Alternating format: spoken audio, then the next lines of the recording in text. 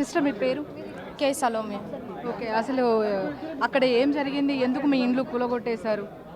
Ma'am మాకు అన్ని orders ఉన్నాయి. అది భూదాన్ ల్యాండ్. అది మేము 10 సంవత్సరాల నుంచి అక్కడ నివసిస్తున్నాము. మాకు అన్ని ఆర్డర్స్ ఉన్నాయి, అన్ని రూల్స్ ఉన్నాయి అక్కడ నివసించడానికి. కానీ అదేంటంటే మేడం వాల్యుబుల్ ల్యాండ్ ఖమ్మం నడిబొడ్డులో ఉంది. Right side collectorate, back side urban park, ఇంకా left side colleges, front side colleges, మా రోడ్కి హైవే రోడ్ టచ్ అవుతుంది. సో పేద ప్రజలకు అది చెల్లాలంటే ఎవరు ఒప్పుకోవట్లేదు. అక్కడ పేద ప్రజలు ఉండడానికి వీల్లేదంట.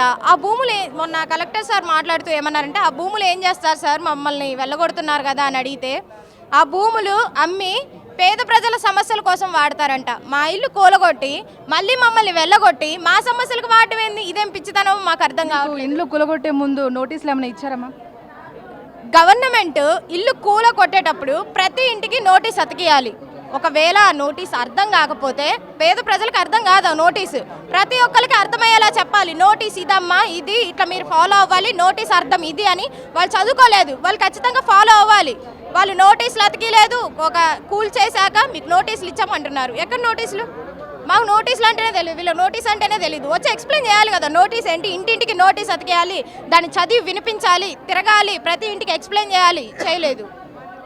నోటీసులు ఇవ్వకుండా, కనీసం నోటీసులు ఇవ్వకుండా 700 ఇల్లులు కూల్చేసింది. ఇది చరిత్రలో మొదటిసారి చూస్తున్నాము. 700 ఇల్లులు కూల్చడము ఉన్న బలంగా 4000 ఫోర్స్తో కూల్చడం చరిత్రలో మొదటిసారి ఇది మాకు తెలిసినంత వరకు. ఓకే, మీరు ఎలాంటి న్యాయం కావాలని కోరుకుంటున్నారు? మా భూములు మాకు కావాలి మేడం. మా భూములు మాకు కావాలి. 62 ఎకరాల 7 కుంటలు సరిహద్దులు తేల్చి మా భూములు మాకు కావాలి. మా నష్టపరిహారాలు చెల్లించాలి. మాకు అక్కడే ఇల్లు నిర్మించాలి. మేము ఎక్కడికి వెళ్ళాం. మీరు ఎక్కడో మలిపించాలని అనుకుంటున్నారు, ట్రై చేస్తున్నారు, కానీ మాకు అవసరం లేదు సార్. మీ దగ్గరకు వచ్చి కావాలి అని అడిగితే అప్పుడు ఇవ్వండి భూములు, ఇందిరమ్మ ఇల్లులు. మాకు అవసరం లేదు. మా భూములు ఉన్నాయి, మేము కట్టుకుంటాం, మేము ఉంటాం. మీ ఇందిరమ్మ ఇల్లులు మాకు అక్కర్లేదు. వద్దనంగా వచ్చి తీసుకోండమ్మా అంటున్నారు. తప్పు చేసినట్లు మాకు వద్దంటున్నాం కదా. అవి ఇంతమంది రోడ్ మీదకి వచ్చిన ప్రభుత్వం స్పందించట్లేదు ఎందుకంటే? రెస్పాన్సిబుల్ ప్రభుత్వం మేడం. స్పందించారు వాళ్ళు. ఎందుకు స్పందించారు? వాళ్ళు అసలు వాళ్ళ జాబులు, వాళ్ళ ఉద్యోగాలు ఉన్నాయే పేద ప్రజల కోసం. ఇంకా వాళ్ళు పేద ప్రజల కోసం తప్ప వాళ్ళ ఆస్తులను కేసుకోవడానికి, వాళ్ళు పదవుల కోసం, వాళ్ళ పేరు ప్రతిష్టల కోసమే వాళ్ళు ఉంటున్నారు. కానీ పేద ప్రజల కోసం ఏ రోజు కూడా వారు వర్క్ చేసే స్థితిలో వాళ్ళు లేరు. వాళ్ళు అందించే స్థాయిలో ఉన్నా కానీ, వారు పేద ప్రజలకి సాయం చేసే స్థాయిలో ఉన్నా కానీ వాళ్ళు స్థాయి దిగజారి గ్రౌండ్ లెవెల్కి పడిపోయారు మా దృష్టిలో ఆల్రెడీ. మీకు అందరికీ తెలుసు, తెలంగాణ పోరాటానికి మారుపేరైన గడ్డ. ఖచ్చితంగా మేము తిరగబడతాం. ఇప్పుడు తిరగబడట్లేదు అని అనుకుంటున్నారు. మేము సిస్టమేటిక్గా రూల్స్ పరంగా వెళ్తున్నాం కాబట్టి ఇంకా ఇంత సైలెంట్గా ఉన్నాం. తెలంగాణ అంటే పోరాట గడ్డ. ఖచ్చితంగా మేము తిరగబడతాము. మేము తిరగబడక ముందే మీకు ముందు జాగ్రత్తగా చెప్తున్నాం, మీరు ఇవ్వండి అని. అంతే. మేము వచ్చి 10 సంవత్సరాలు అవుతుందండి. మా ఇల్లులన్నీ కూల్చేశారు, అన్ని సామాన్లన్నీ ఆగమేసేసారు. మాకు వండుకోవడానికి బొచ్చెలు లేవు, గిన్నెలు లేవు, ఏమీ లేవు. ఆడ పెళ్ళింగ్ గ్రౌండ్ ఫంక్షన్ హాల్లో చేశారు. అక్కడ తినడానికి ఉండటానికి కూడా ఏమీ లేవండి మేడం. మాకు అన్నాలు దొరకట్ల, చిన్నపిల్లలతో ఇబ్బంది పడుతున్నారు మేడం. మీరు ఎక్కడికి వెళ్ళారు ఇల్లు ఖాళీ చేయించేసినాక? అంబేద్కర్ భవన్లో ఉంటున్నారు ప్రజెంట్. అంబేద్కర్ భవన్లో ఉంచుతున్నారు మేడం. అక్కడ ఏమీ లేవండి, బాత్రూములు లేవు, తినడానికి లేవు, ఏమీ లేవు. ఏరే వాళ్ళు వచ్చి పెడుతున్నారు. గవర్నమెంట్ కూడా ఏమీ పెట్టట్లేదు మేడం. దోమలు కుట్టి చాలా చిన్నపిల్లలందరికీ జ్వరాలు వస్తున్నాయి మేడం. చెట్ల కింద ఉయ్యాలు కట్టుకొని ఊగుతున్నారు. 4 నెలలు 3 నెలల పిల్లలు కూడా ఉన్నారు మేడం.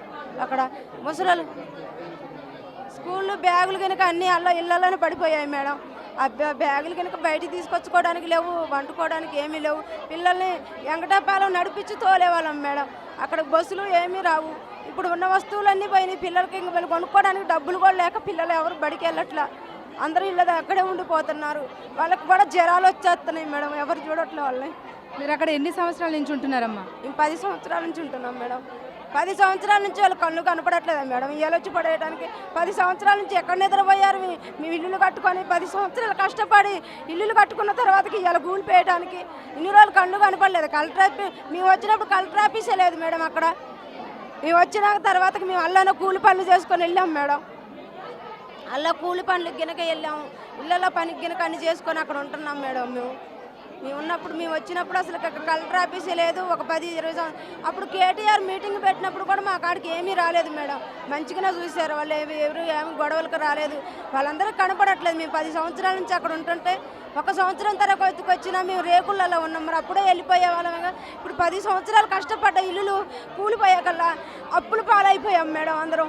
8 సంవత్సరాల నుంచి అక్కడ హింసిస్తున్నాం. కూలి నాలి చేసుకొని ఒక ఇట్లా రేకుల చెట్టు కట్టుకున్న దాన్ని తెల్లవారుజామున 4 గంటలకు వచ్చి మాకు ఒక నోటీస్ ఇవ్వలే, ఏది ఇవ్వలే, మొత్తం ధ్వంసం చేశారు. ఒక బట్ట తీయలేదు, ఒక రేకు తీయలేదు, ఏం తీయలేదు, మొత్తం అందులో ధ్వంసం పోయినాయి.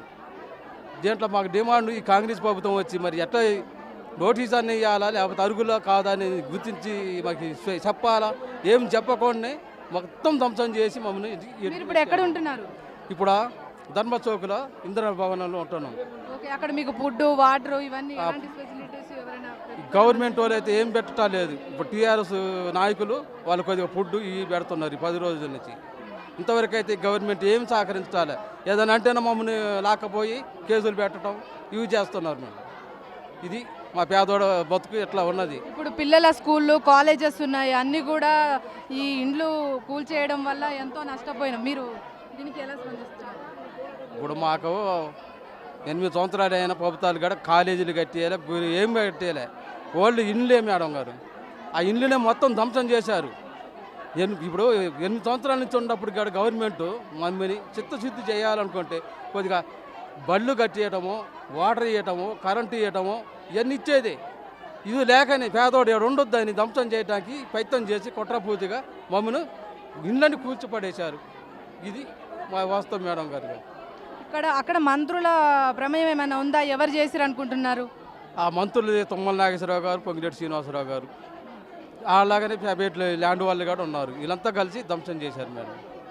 ఇది ప్రభుత్వం ఎందుకు ఇంతమంది రోడ్ మీదకి ఇచ్చేసి మీ ఇల్లును ధ్వంసం చేసింది? దానికి ప్రభుత్వం మీకు ఎలాంటిది సహాయం కూడా ఇప్పటి వరకు అందించలేదు.